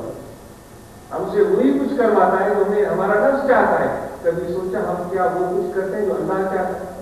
بندے کہلوائے اللہ کے اور کرے نفس کی خیال پر عمل تو پھر کیسے ہم اللہ کے بندے؟ انما انت عبد نفسک و درہمک و نفسک و ہماک, اگر تم بندہ ہے تو اپنے نفس کا ہے. غوث اعظم فرماتے ہیں اگر تم بندہ ہے پھر درہم کا ہے, اپنے دینار کا ہے. بعض جگہوں فرماتے ہیں وہ جھوٹ بولنے والے, وہ لافزنی کرنے والے, لافزنی مت کرو, سیدھے ہو کر میرے سامنے بیٹھو. غوث اعظم رضی اللہ تعالیٰ عنہ ملفوظات فتح ربانی مشہور ہے, پڑھ کر دیکھیں کیا کچھ آپ علاج بتائیں. تو بہرحال یہ گفتگو طویل ہو جائے گی, میں مختصر کرتا ہوں. ذکر کا طریقہ جو ہمارے سلسلے کی خاصیت ہے, اس کے برکت سے دل میں اللہ کی محبت موجزن ہو جاتی ہے. یہ دل ان غیر اللہ کی محبتوں سے آزاد ہو جاتا ہے, ان سب زنجیروں سے اس قلب کو نجات مل جاتا ہے. ہم تو اتنے بھاگم بھاگ مشہور ہیں, میں اپنی بات کر رہا ہوں, اتنے مشہور ہے کبھی فرصت نہیں ملتی کہ چند لمحے بیٹھ کر سکون سے سوچیں ہم پیدا کس لیے ہوئے, ہم کر کیا رہے ہیں, اور جو کچھ ہم کر رہے ہیں کیا صرف اس بنیاد پر ہم اپنے زندگی کے مقصد کو پالیں گے؟ کیا یہ زندگی صرف اس لیے ہے کہ کسی نے کہا ہے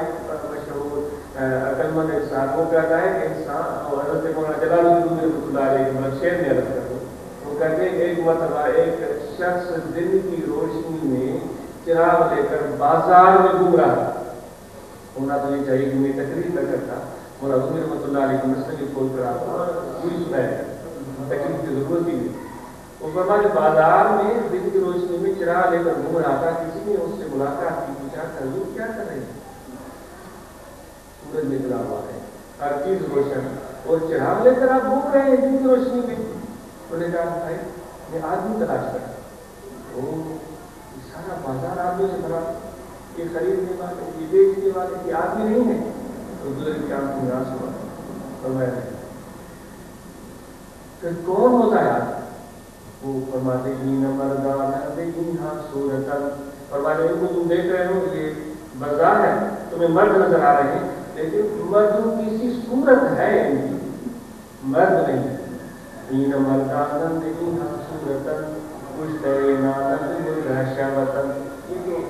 روٹی کے مارے, یہ تو خاص کے پتلے, یہ آدمی کیسے ہو سکتے؟ وہ متوجہ ہو کر سننے لگا, اس کو آدمی کہا ہے, وہ کون ہے آدمی؟ تم نے سنا آدمیت لحم شہم و پوست میں, آدمیت لحم شہم و پوست میں, آدمیت فطرت آئے دوست میں. آدمیت نام صرف اس گوشت اور پوست, ہڈی اور ہڈیوں کا ایک پنجرا ہو, اس پر گوشت چڑھا ہوا ہو, اس کے اوپر جلد چڑھی ہو, گورا چٹا یا کالا ہو, اس کو تم آدمی کہتے ہو؟ نہیں نہیں, آدمیت فطرت آئے دوست میں, اللہ کی رضا کے سوا آدمی ہے ہی نہیں. پھر وہ آگے فرماتے ہیں کہ طویل ان کے اشعار پڑھنے لکھا ہوا ہے. وہ فرماتے ہیں کہ اگر آدمی کا آدمیت لازمت نباشت بیزمت, وہ فرماتے ہیں آدمی کے لیے آدمی کیا ہے؟ آدم علیہ السلام کی طرف نسبت ہے, آدم والا, ہمیں آدم والا. آدم علیہ السلام کی خاصیت کیا تھی؟ ایک مرتبہ غلطی ہو گئی, اللہ تعالیٰ نے فرمایا اس طرف کے قریب مت جانا, بڑا تقرب حاضر شکا, قریب سے جانا, اس کو اس کے اہلیہ کو فرمایا نہیں جانا. اگر جاؤ گے تم ظلم کرنے والوں میں سے ہو جاؤ گے. شیطان نے بہکایا, بہکانے میں آ کر درخت کے پاس چلے گئے, اور اس وجہ سے اللہ تبارک و تعالیٰ نے ان کو آسمانوں سے اتار کر زمین پر بھیج دیا, اور اس پر ان پر ناراضگی کا اظہار. ایک غلطی ہوئی, نتیجہ کیا ہوا کہ آدم علیہ السلام اس ایک غلطی پر پوری زندگی ندامت کا اظہار کرتے رہے، جو ان کی دعا مشہور ہے ربنا ظلمنا انفسنا فإن لم تغفر لنا وترحمنا لنكونن من الخاسرین، کہ میرے پروردگار نے تو ظلم کر دیا، پوری زندگی اس ایک غلطی پر روتے رہے، معافی مل گئی پھر بھی روتے رہے۔ تب مفسرین کہتے ہیں کہ اس قدر شرمساری کا اظہار کرتے تھے کہ ان کو یہ جرأت نہیں ہوئی کہ یوں آنکھ اٹھا کر آسمان کی طرف بھی دیکھ سکے۔ اس ایک غلطی کی وجہ سے ہم سے کتنی غلطیاں ہوئی، کتنی بے فرمانی تھی، کتنی دیگر ہے۔ کوئی اگر کچھ ہمیں کہتا ہے اور تو کیا ہوتا ہے، میں تو بڑا خاص، میں تو بڑا نیک، میں تو بڑا بزرگ، زبان سے نبی کہے دل میں یہ ٹیپ چلتا رہتا، تو ہم کیسے میں آدم تو وہ کہتے آدمیت لازمس ادرا اگر دون باشر ہی مس مورا روی رحمۃ اللہ علیہ وسلم اور سننے والے آدمی کا بات ہے تو آدمیت بھی ہونی چاہیے تمہارے اندر، اپنے گناہوں پر ندامت بھی ہونی چاہیے۔ وہ کہتے ہیں اود ایک لکڑی ہوتی ہے جس کو ہم گھروں میں جلاتے ہیں، عرب حضرات وہ سیدھی اود کی لکڑی لیتے ہیں۔ ہم گئے عربوں کے پاس، چھوٹے چھوٹے پیسز ہوتے ہیں،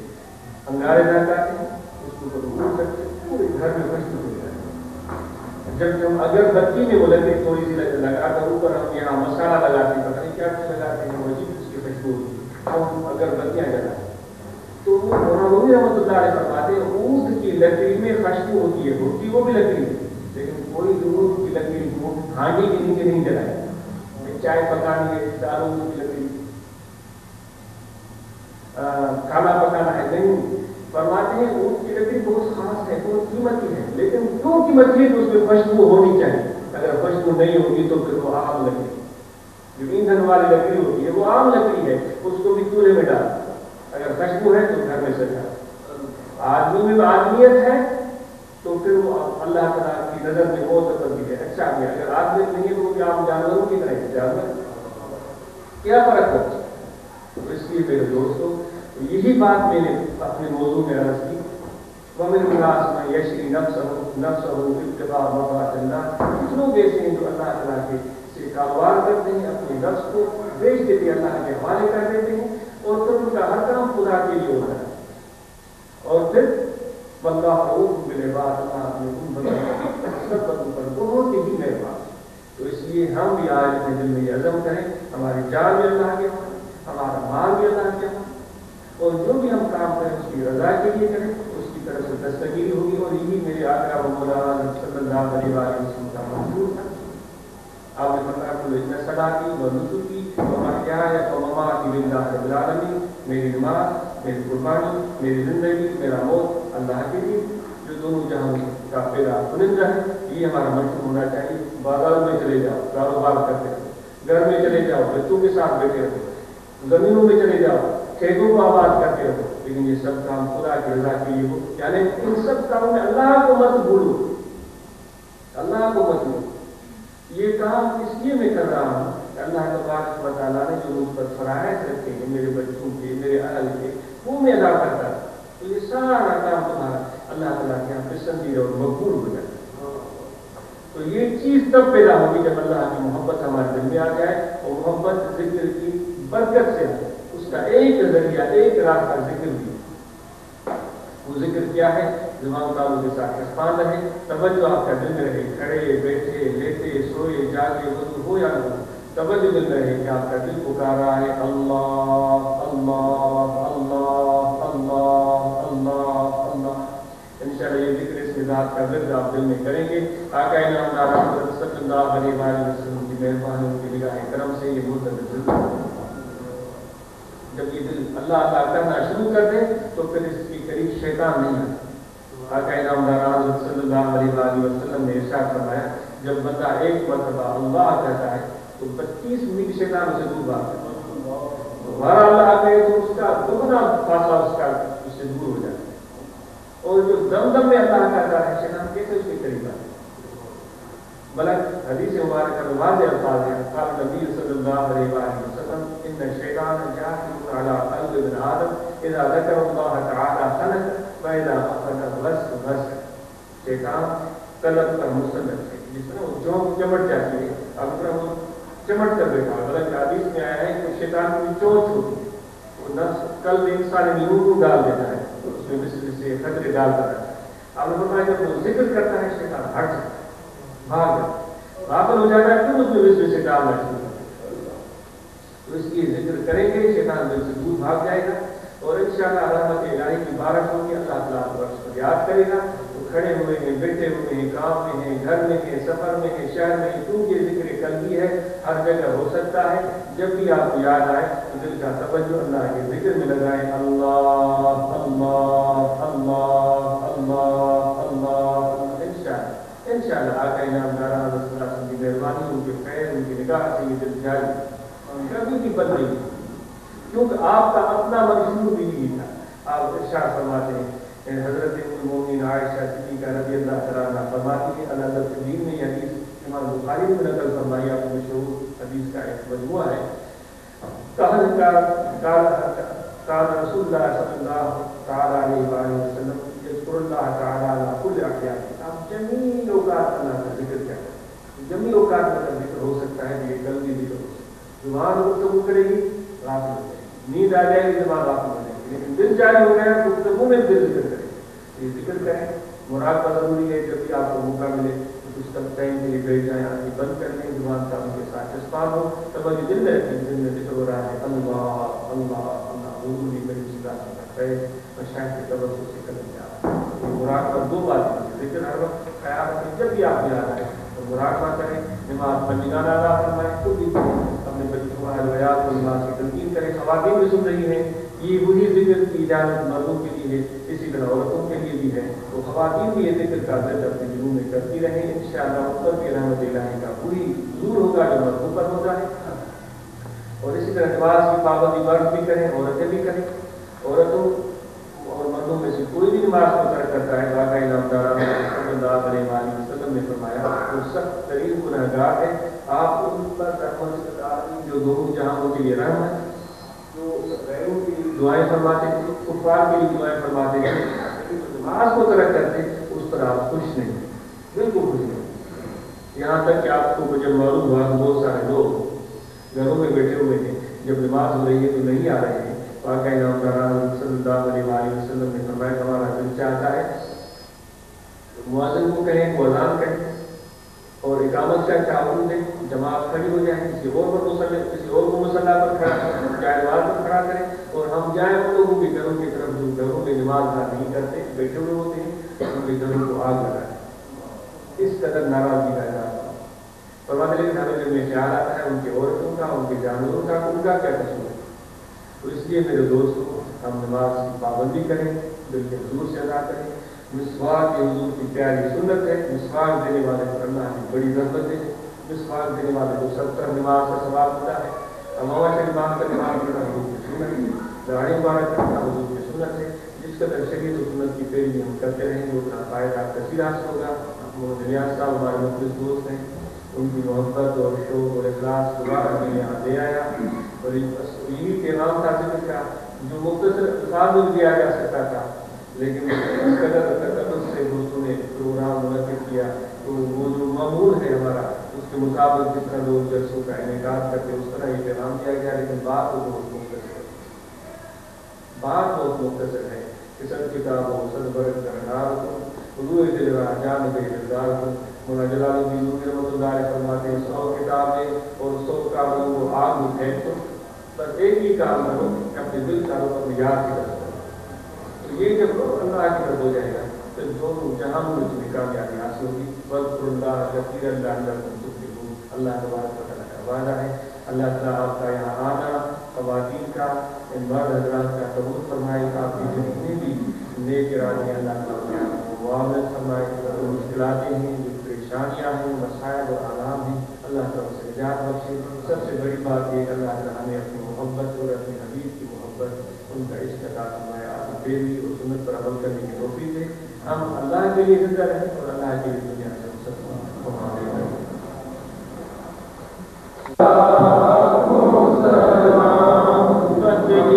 पतली गुले कुदस की पतियाँ, पतली पतली गुले कुदस की पतियाँ।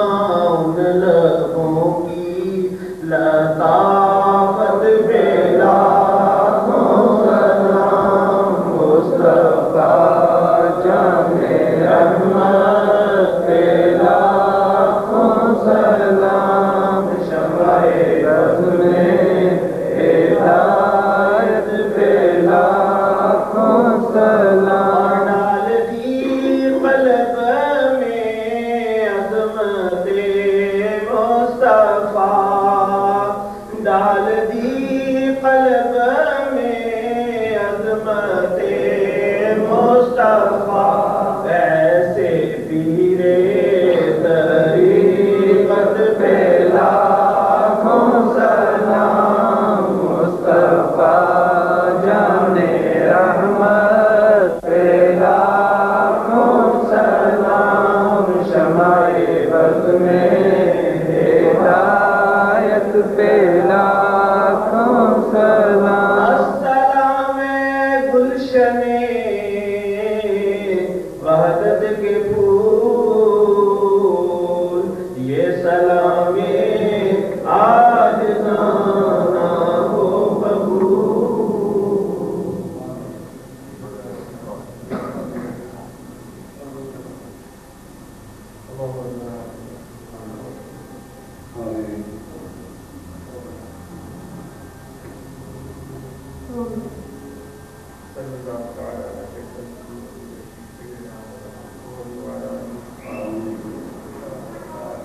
آتے ہیں تو تمام لوگ اس نعمت کو حاصل کریں